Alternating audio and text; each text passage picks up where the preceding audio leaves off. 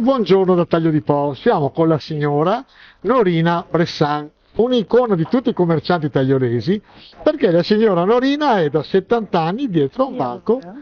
Come va, signora? Non c'è male, grazie, veramente. Non posso lamentarmi. Beh, innanzitutto la mattina è giovane, sta dietro il banco. Grazie, è vero, sì. Però guardi, qua abbiamo un cartello dove c'è scritto: a nome delle donne, a Norina Bressan per l'amore e la pluriennale dedizione all'attività di famiglia. Innanzitutto complimenti. Ma quanti aneddoti potrebbe raccontare, quante cose ho visto dietro il banco? Tante, che veramente non riesco a dirle tutte, bene e male.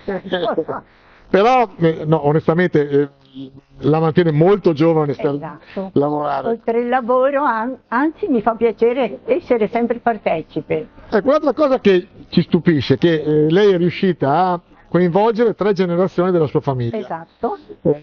Come si fa?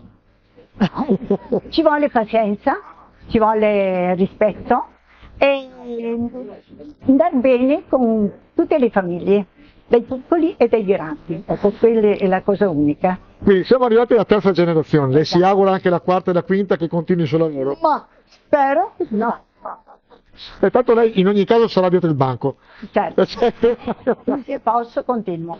Signora, io la ringrazio, naturalmente le faccio i complimenti, io la conosco anche da una vita, siamo stati vicini, quindi mi fa enormemente piacere annoverarla tra le persone illustri di Taglio di Po. E io ringrazio di essere partecipe con Leandro Maggi. Ho sempre frequentato il papà tuo, guarda che mi ha fatto molto piacere.